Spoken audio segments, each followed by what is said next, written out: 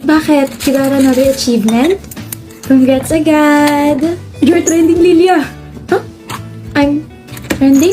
Yes, yung high vlog na sinabi mo sa vlog ko. It's all over my feed. Ang ganda mo raw, ang cute mo, more clips about you, ang daming comments. This is our chance to create your channel. You're trending, tapos kapag nag-post ka, dadaming subscribers mo. And the good thing about it, we can vlog as one na, diba? I don't know, Sev. Try mo lang. No matter what, you'll make it big, baby. Don't worry, Lilia. Nandito ako para alalayan ka. For 1 year only, you already achieved a lot, Lilia. 1 million subscribers on your channel, sponsorships, offers from different managements, movie roles, commercials, and you get to attend events. Bukod doon, nabigyan ka pa ng award as the biggest star of your generation. Anong nararamdaman mo ngayon, Lilia? Parang hindi po ako makapaniwala. Parang hindi ko totoo. Is it true na mahiyaan ka before? Sobra po, but of course, my boyfriend Zev, tinulungan niya po ako ng sobra to get out of my comfort zone and I'll always be grateful for him. Okay, another question. Wala bang question para sa akin?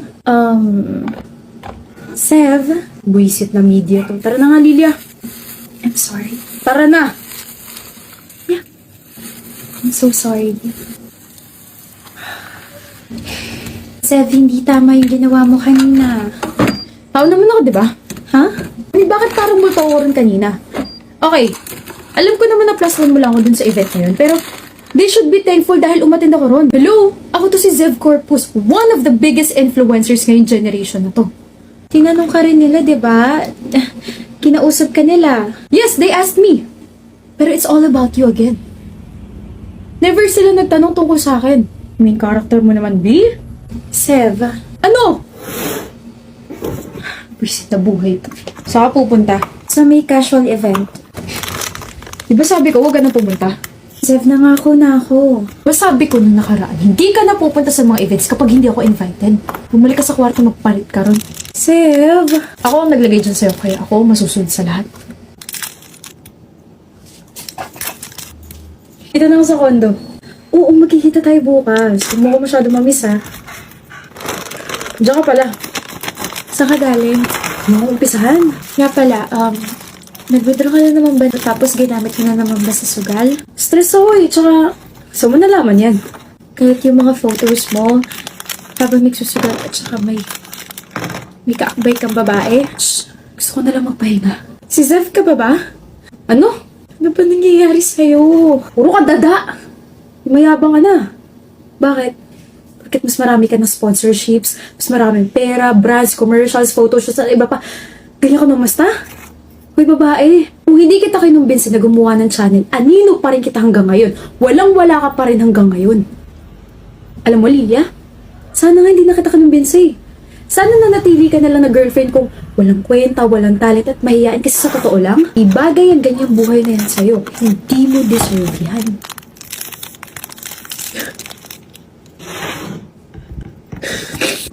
Itong girlfriend mo na sinasabihan mo ngayon na walang kwenta, walang talent at mahiyain, sinuportahan ka simula nung nag-uumpisa ka pa lang at never siya na-index kung anong meron ka. Tapos pumayag siya when you convinced her to enter your world and you told her, diba? You told her na she'll make it big in this industry tapos when successful na siya. You just throw her under the bus? Ikaw na lang kasi. Ikaw na ang paborito, ikaw na lahat. Tutusin, ikaw yun ang iwan sa akin. Iniwan mo ko sa ere. Iniwan. Kailan? I've always included you in my achievements and milestones. Never ako nakalimot, Zev.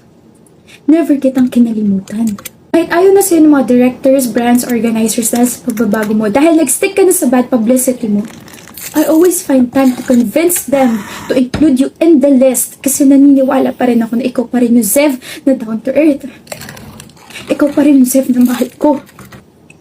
Ikaw pa rin yung Zev na boyfriend ko. Akala ko ba sabay tayo rito? Akala ko ba we will support each other no matter what? Akala ko ba my success is yours and vice versa? Alam mo, Zev, pagod na ako. Ulit na lang eh. Ako na itong nagre-reach out, ako pa itong masama. Hiwalay na lang tayo. Ano yung pera ko? I mean, yung pera mo. Yung pera natin. I'm sorry, babe. Nagsisisi na ako, hindi ko na ulitin. I'll treat you better. Treat me better para ano? Para bayaran ko yung mga utang mo dahil sa pagsusugal mo? No thanks. Don't worry. Sa'yo na yung mga channel na yan.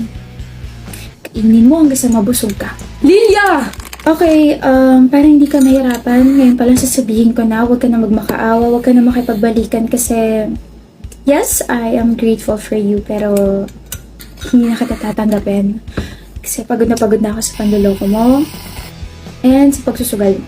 Gagawin ko na lang, I'll just release a statement for the both of us, move forward, and we'll shine on my own. Kasi sabi mo nga, no matter what, I'll make it big, right? Kaya mo na sarili mo. Malaki ka na. Bayaran mo ng mga utang.